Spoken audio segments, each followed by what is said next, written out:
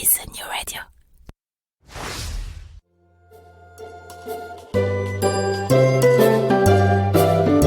Un hors-série de Fais-tu-frette.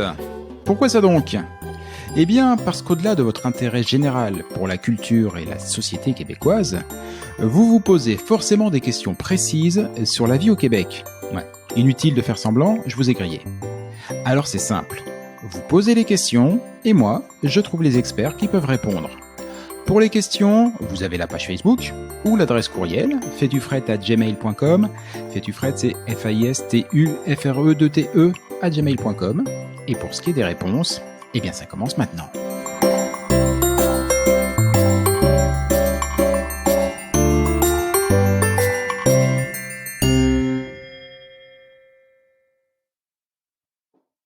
Depuis plusieurs années, le Québec connaît le quasi-plein emploi. Pour peu que votre profil corresponde à l'une des nombreuses professions en demande, cela crée de véritables opportunités d'immigration. Et c'est encore plus vrai cette année. En effet, la pandémie a ralenti de moitié l'immigration qui était prévue sur 2020. Or, c'est un apport absolument indispensable pour le Québec qui connaît une forte pénurie de main-d'œuvre. C'est pourquoi cette année, il va y avoir un rattrapage. Ainsi, le gouvernement vient d'annoncer un relèvement du quota annuel à 70 000 nouveaux arrivants. Alors, c'est une opportunité. Mais comme toutes les opportunités, il faut savoir les saisir. Christelle Colling est la fondatrice d'Objectif Québec. Chaque année, elle accompagne des familles françaises dans leurs projets d'immigration au Québec. Elle est indiscutablement la mieux placée pour répondre à cette question. Comment bien préparer son projet d'immigration au Québec ? Bonjour Christelle. Bonjour Jean-Michel.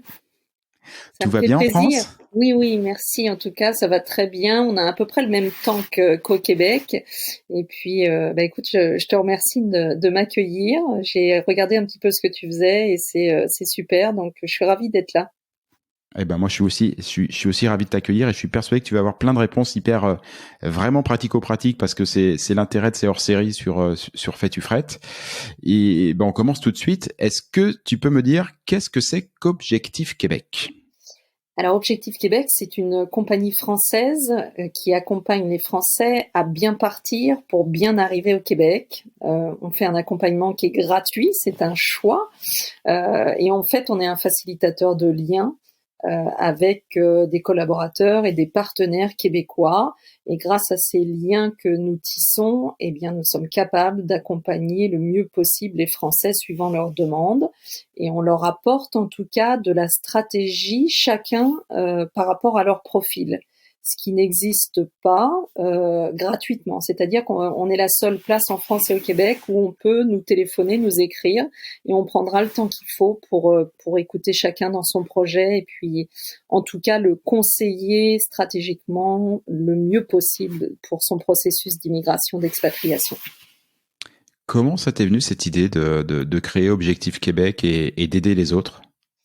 Écoute, moi j'ai toujours, comme tout le monde, on ne sait pas trop d'où ça vient, mais j'ai toujours été en amour avec le Québec depuis très longtemps. J'ai moi aussi failli partir en tant qu'expatriée, et puis il y a plein de choses de la vie qui ont fait que ça s'est pas déroulé. Mais j'ai toujours eu un lien avec le Québec. J'ai été bénévole sur le Carnaval de Québec en hiver, là, au mois de janvier, sur les plaines d'Abraham. On a fait un road trip avec mes enfants pendant plusieurs semaines. J'ai organisé un festival franco-québécois en France où on a fait venir des artistes québécois.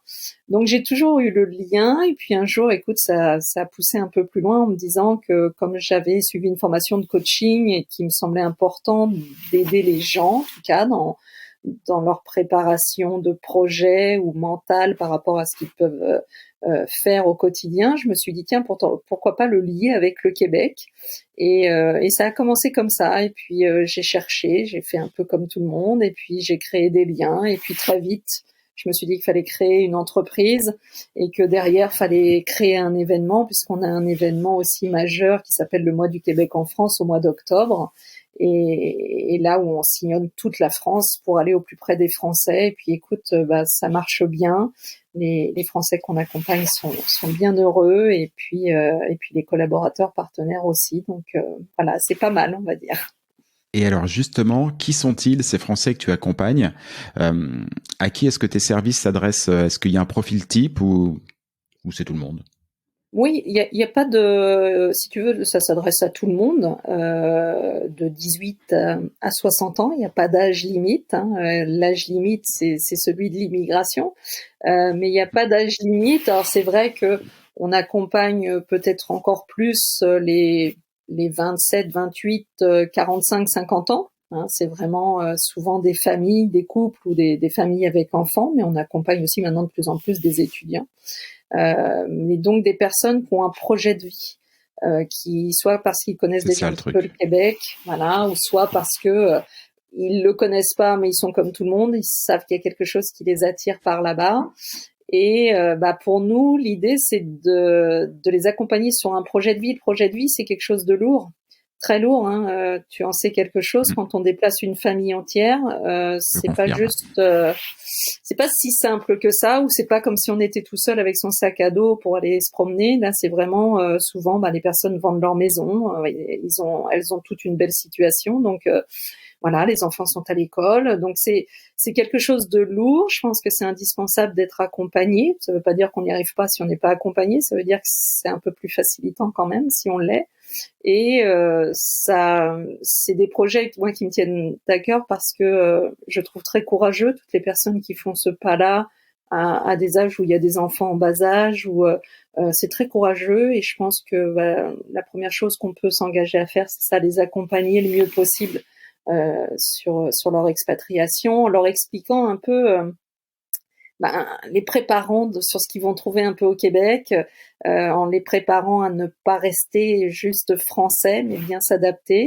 Donc, écoute, pendant plusieurs mois, on travaille là-dessus et ça marche pas mal, en tout cas. Alors justement, pendant ces plusieurs mois, ça se passe comment concrètement? C'est quoi les grandes étapes? Alors j'imagine que tu vas me dire que c'est un peu différent en fonction de chaque profil, mais j'imagine quand même que tu as un cadre, une espèce de processus qui est suivi pour pour qu'au final ça marche, quoi. Oui, c'est exactement ça. C'est-à-dire que, effectivement, suivant les profils, ça diffère un petit peu, mais pas tant que ça, puisqu'il n'y a pas tant de façons de s'expatrier au Québec. Hein. Donc, finalement, on retombe toujours un petit peu sur les mêmes processus. Et nous, on les accompagne. Si on prend par exemple un projet d'expatriation où il y a une famille et l'un des deux qui va partir sur des études ou une reconversion professionnelle, eh bien nous, on va les accompagner de ce point-là, c'est-à-dire avoir clair sur leur projet, à leur donner de la stratégie. Et puis après, on va les accompagner sur la demande d'admission, si c'est sur des études, une reconversion, et puis après sur leur projet d'immigration, sur toutes les phases, l'ouverture d'un compte en banque, parce on a des partenariats avec le Mouvement des Jardins, mais on a un partenariat avec Air Canada, donc il y a des tarifs très avantageux pour les billets.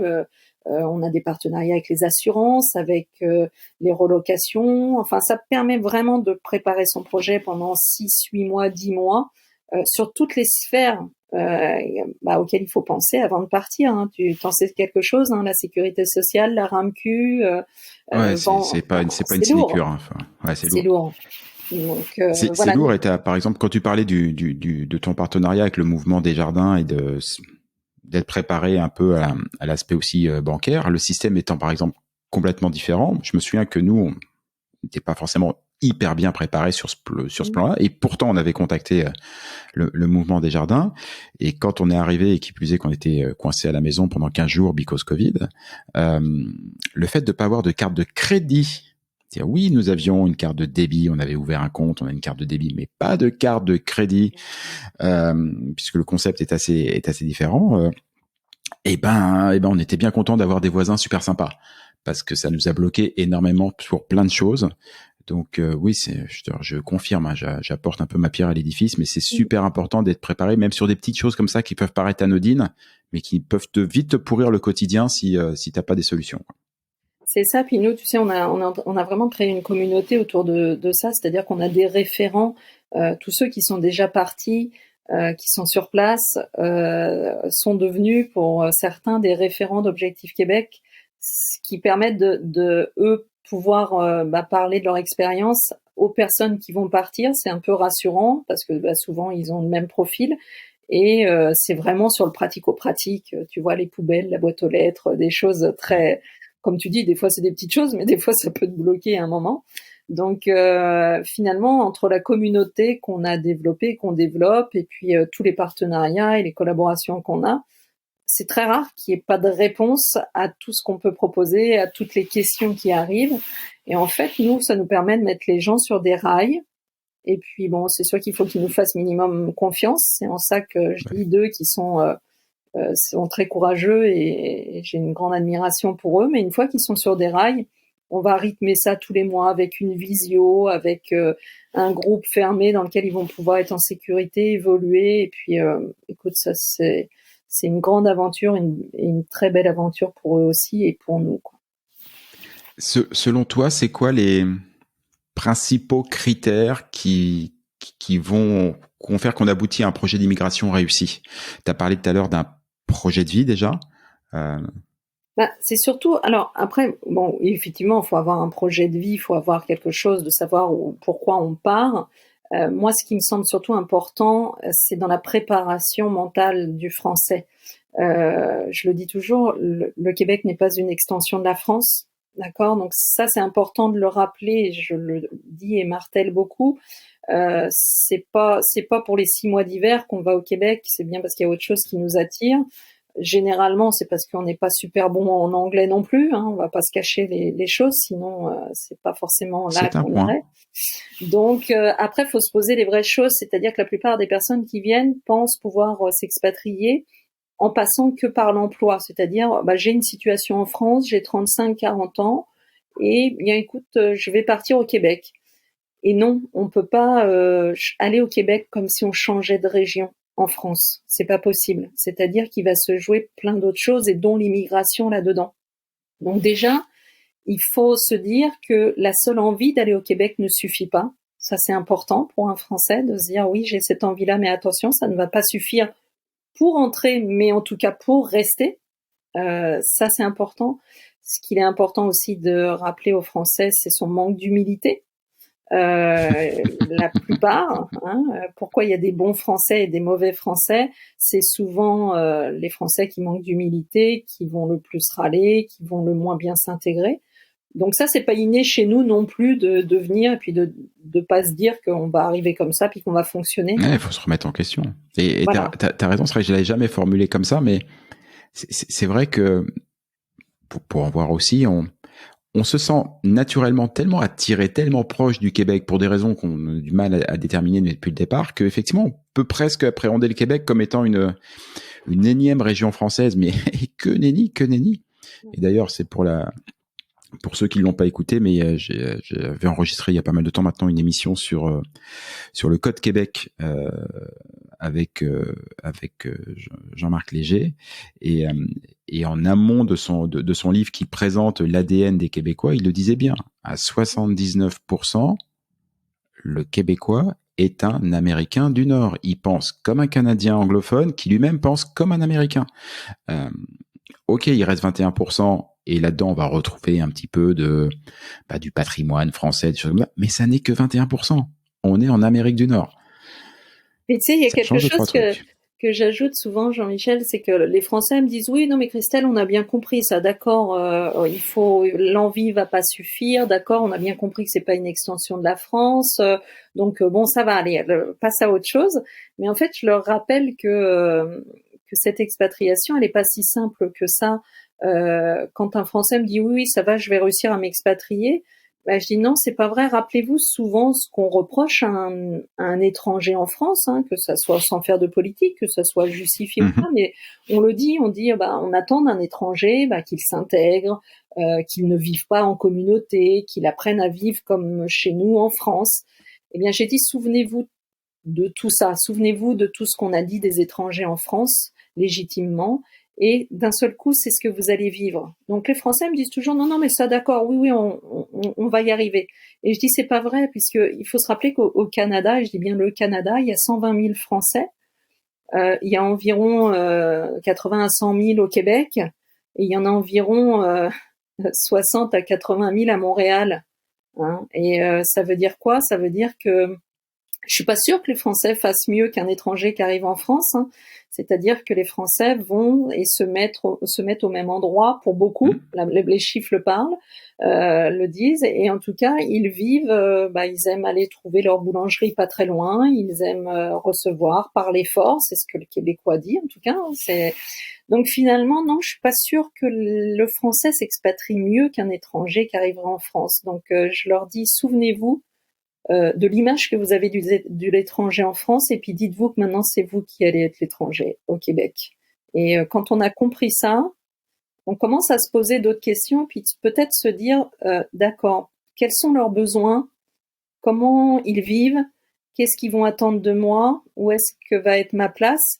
Et ce que j'imaginais de mon travail avant, ça n'a peut-être plus rien à voir en fait. Je travaillais peut-être avant dans un domaine, mais là je suis au Québec. On va remettre les cartes en place et on va tout redistribuer. Et ça c'est l'humilité, hein. C'est l'humilité, l'ouverture d'esprit, d'accepter que c'est peut-être pas ça qu'on attend de nous. C'est pas si simple en tout cas. Et t'as parfaitement raison. Moi, je le vois dans mon domaine de prédilection professionnelle, qui est le marketing, la communication et les médias. La réalité qui est attachée à chacun de ces trois mots, bon, médias, ok, c'est kiff pour écho. Par contre, la séparation entre le marketing, qu'est-ce qu'est du marketing, qu'est-ce que de la communication, c'est pas du tout la même que celle qu'on va utiliser en France. Donc, oui, il faut s'adapter, parce que on va pas changer le Québec. Et a priori, d'ailleurs, si on est venu et qu'on a traversé l'Atlantique pour s'y installer, c'est pas pour le changer, hein. C'est plutôt pour changer notre vie à nous. Donc, faut s'adapter. Il faut bien être conscient effectivement de ce que la réalité d'ici recoupe. C'est pas si évident que ça. Non, puis on a un petit peu du mal, et c'est bien légitime, hein, c'est humain. Je sais pas, on part à 35-40 ans, on a une expérience, on a des compétences, et puis on a envie d'y aller, donc on se dit non, je veux travailler. Et c'est pas évident, c'est pour ça que je parle d'humilité. À un moment donné, il va falloir se dire tout ça, je l'ai peut-être dans ma besace, mais je vais les garder dans ma besace. Et puis pour l'instant, je vais ouvrir une porte. C'est peut-être loin de ce que je faisais. C'est ce qu'on appelle aussi la première expérience québécoise. Ça a peut-être rien à voir avec ce que je faisais, mais je vais ouvrir cette porte, je vais écouter, je vais poser des questions. Puis il y a de grandes chances que ça m'emmène ailleurs, et puis il y a de grandes chances que ça recoupe à un moment donné ce que je faisais dans 6 mois, 8 mois, 1 an. C'est pas évident de passer ce temps-là à se chercher, à découvrir, mais ça va être le jeu auquel il va falloir répondre en arrivant, en tout cas. Eh bien, j'allais te dire, le bon mot, c'est le jeu. En fait, moi, tout ça pour le vivre, effectivement, depuis 1 an et demi. Alors, j'ai la chance d'être quelqu'un de particulièrement curieux. Donc, découvrir ces choses-là, je le prends véritablement comme un jeu. Comme un jeu. Voilà, c'est-à-dire que tant et si bien que la langue, parce que on dit oui, c'est facile, c'est du français. Il y a des efforts à faire sur la langue. Il y a des efforts à faire, et c'est super intéressant de s'intéresser à la langue, à ses variations et au pourquoi du comment, de comprendre puis s'y adapter à un moment donné, parce que on vous demande pas forcément de prendre l'accent, parce que ça c'est plus ou moins inné. Par contre, parler le français du Québec. Voilà, on a fait aussi une émission avec ma prof de français québécois, parce que le français québécois, c'est pas comme le français qui est parlé en France. Voilà, il y a des petites différences et tout, et elles sont significatives, et c'est pareil dans tous les aspects de la vie quotidienne. Voilà, et ça permet de comprendre. Mais moi je le prends comme un jeu. Si on le prend comme un jeu, je pense que c'est pour prendre une bonne expression bien française, c'est un vrai kiff. Si par contre on le subit et qu'à chaque fois on ne voit que la différence en disant c'était mieux avant, il est urgent de reprendre un billet d'avion et de rentrer au pays, quoi. Oui, c'est exactement ça. Puis quand on parle de jeu, tu sais, je le dis toujours dans mes conférences, on essaie toujours d'attribuer aux Québécois, de dire oui, c'est un Américain du Nord avec un côté anglophone, mais qui parle français, Moi, je trouve ça un peu désobligeant de devoir trouver à quoi et à qui ressemble le Québécois. Est-ce qu'à un moment donné, on peut pas dire qu'un Québécois est Québécois? Est-ce qu'un Français, on essaie de lui trouver tous des attributs? Un Français, on est capable de lui dire il est français. Un Italien, il est italien. Et pourquoi un Québécois, on a besoin toujours de lui dire il est peut-être un peu de ci, un peu de ça? Non, il est québécois et il parle québécois. Et je trouve que même pour un Québécois, ça, voilà, ça a ce côté de se dire, bah oui, c'est vrai, arrêtons de me trouver à qui je peux appartenir. J'appartiens à mon pays, à ma province, et je suis un vrai Québécois. Et ça, je trouve que c'est important, c'est-à-dire qu'on n'essaie pas de trouver, oui, comme tu disais tout à l'heure, évidemment, oui, ils ont peut-être une culture dans la manière de travailler, de nord-américaine. Mais puisqu'ils sont mélangés de tout ça, ça prouve bien qu'ils sont québécois, point. Tu vois, il n'y a pas Ah mais pas forcément d'attributs même à donner. quand on disait dans l'émission avec Jean-Marc, bah lui c'est un gars qui a une société de sondage, donc voilà, les chiffres et tout ça et tout, les pourcentages, c'est son truc, mais la manière de décortiquer et d'expliquer, alors on donné les chiffres, on donnait aussi les grands traits de comportement qui sont souvent liés à des faits historiques, à ce que les Québécois et les Québécoises ont vécu depuis l'installation, à ce qui s'est passé sur cette terre. La conclusion de tout ça, c'est que les Québécois sont un peuple, et un peuple à part, avec leur propre identité, qui ne ressemble à aucun autre. Je crois même d'ailleurs que c'est le sous-titre du bouquin de Jean-Marc. Pourquoi est-ce que les Québécois ne ressemblent à aucun autre peuple sur Terre?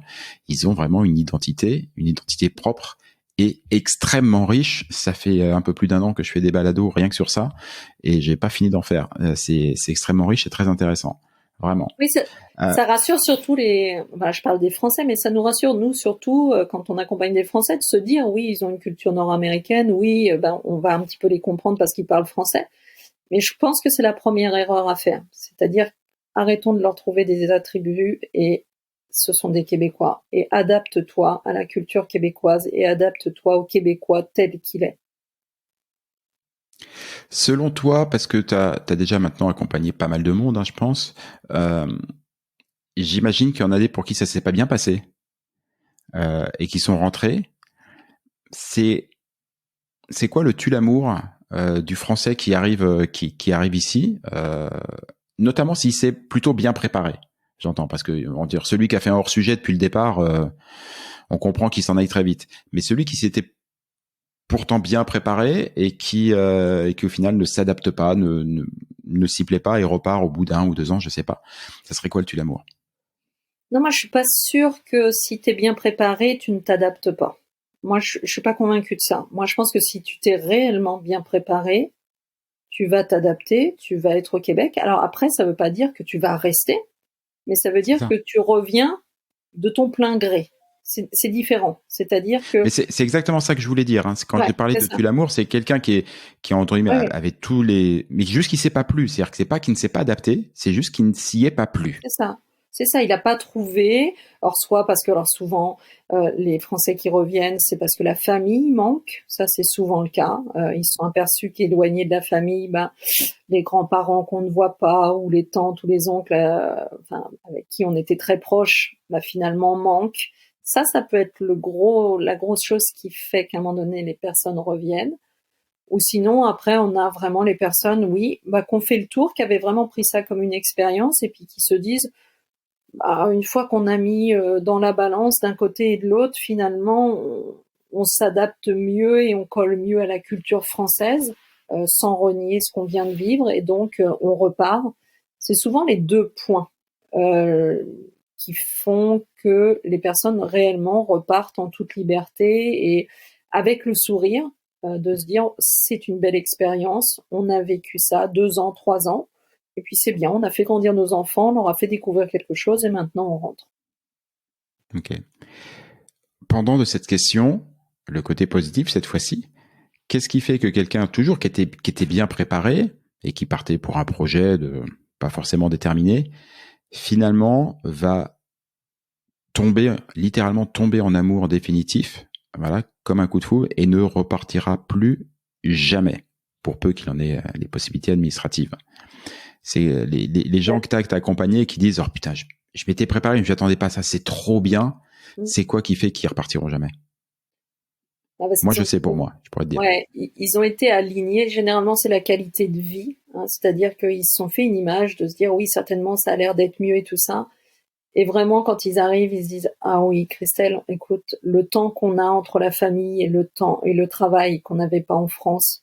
Et ça, pour moi, c'était déterminant. Et j'imaginais pas qu'on puisse trouver ça au Québec. Euh, cette gentillesse des gens qu'on n'a plus, cette reconnaissance en France qu'on n'a plus.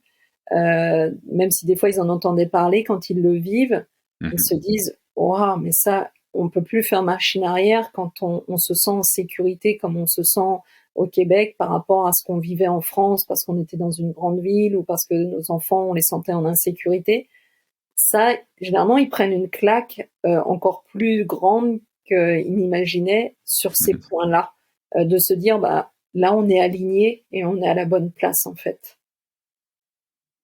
Ouais, c'est sûr.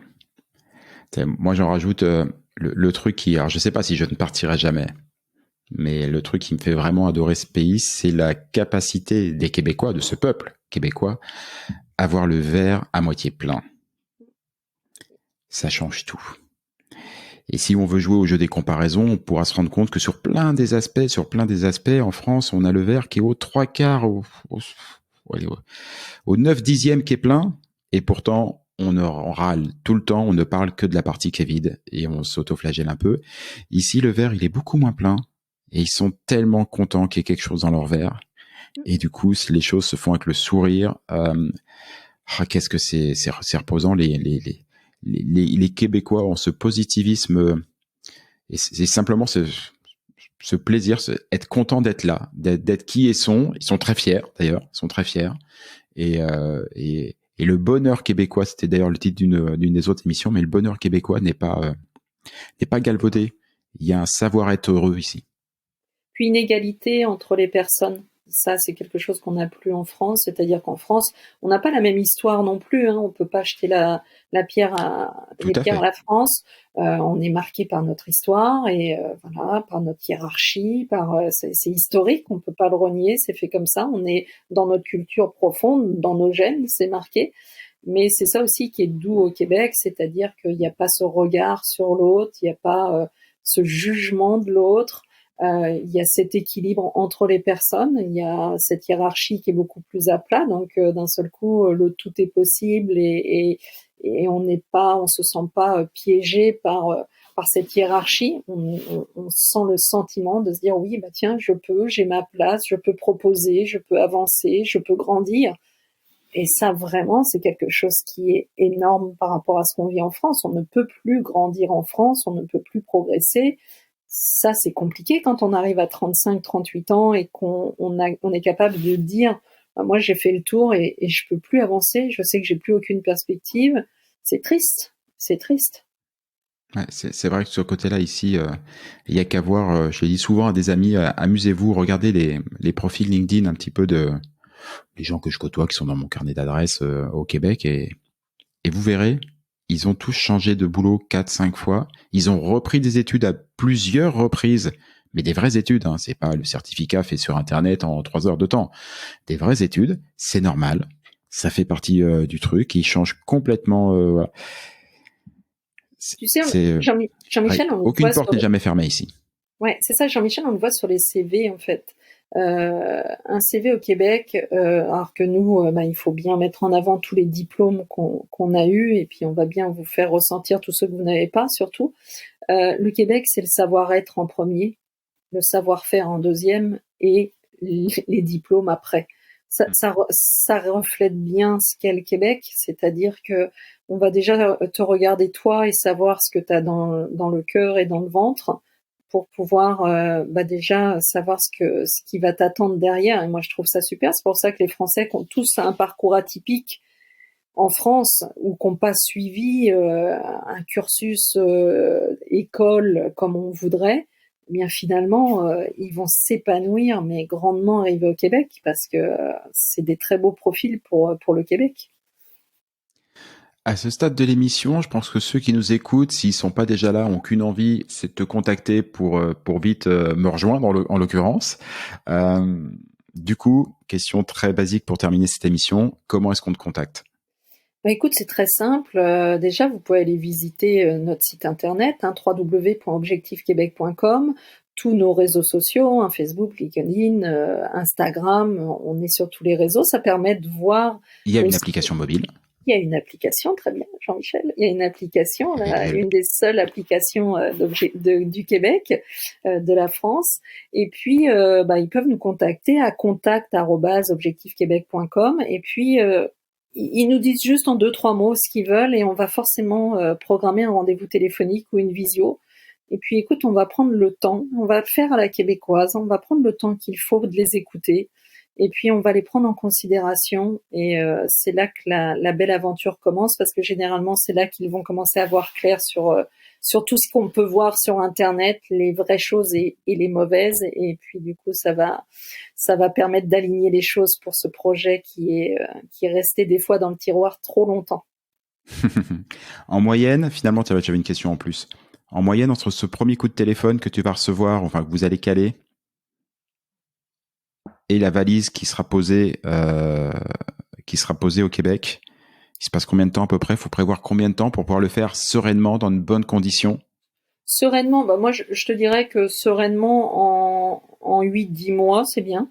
C'est ce qu'il faut. C'est bien déjà, c'est rapide moi je trouve.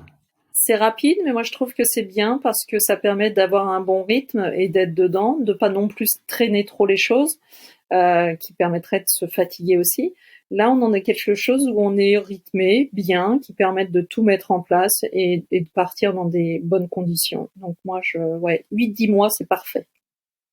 Bon voyez, vous les amis, vous qui écoutez, vous savez ce qu'il vous reste à faire. Vous envoyez un courriel, voilà, ou un email selon où vous vous basez du côté de l'Atlantique, et Christelle pourra vous accompagner, et peut-être que dans une dizaine de mois, on aura le plaisir de se croiser sur les routes du Québec, et il y en a quelques-unes, c'est un peu grand.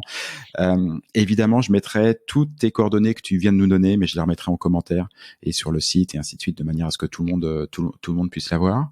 Christelle, je te remercie beaucoup pour l'émission, puis je te remercie beaucoup pour tout ce que tu fais pour tous ceux qui viennent ici. Non, je te remercie. C'est moi qui te remercie, Jean-Michel, parce que je trouve que ce que tu as mis en place sur ces podcasts, c'est des très très belles émissions. Je les ai pas toutes écoutées par manque de temps. Commence à en avoir beaucoup. Voilà, j'en ai écouté des thématiques qui me plaisent bien. Et écoute, moi je trouve ça super. C'est très bien fait. C'est fait comme un Québécois avec bienveillance et ça apporte beaucoup pour tous ceux qui peuvent écouter ces informations. Donc c'est moi qui te remercie de m'avoir laissé un peu de temps pour expliquer ce qu'on fait, et puis j'espère évidemment qu'on pourra se voir dès que j'arrive de l'autre côté. J'y compte bien, avec grand plaisir. À très bientôt. Merci. Ciao, ciao.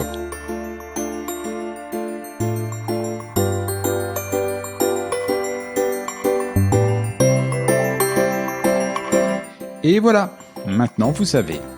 Si vous avez d'autres questions qui vous empêchent de dormir, des questions sur le Québec, je précise, parce que sinon ça peut vite virer au n'importe nawak. Donc si vous avez des questions, laissez-moi un commentaire sur la page Facebook ou écrivez-moi un courriel à faitufrette@gmail.com. Je ferai mon maximum pour vous trouver la perle rare qui vous rendra le sommeil. Pour en savoir encore plus sur le Québec, et ce, quelle que soit votre plateforme audio favorite, je ne saurais trop vous conseiller de vous abonner à ce balado. Tant que vous y êtes, vous pouvez aussi vous abonner à l'infolettre en vous inscrivant sur le site www.faitufrette.com. Enfin, pour qu'on soit de plus en plus nombreux sur ce podcast, faut qu'on soit franchement bien vu par nos amis de chez Apple et consorts. Alors pour ça, j'ai un plan. S'il vous plaît, posez une note à ce balado. Alors cherchez pas un 5 sur 5, c'est le tarif syndical. Plus vous serez nombreux à le faire, plus on sera nombreux tout court, et plus moi je serai heureux. Merci beaucoup et comme on dit, à tantôt!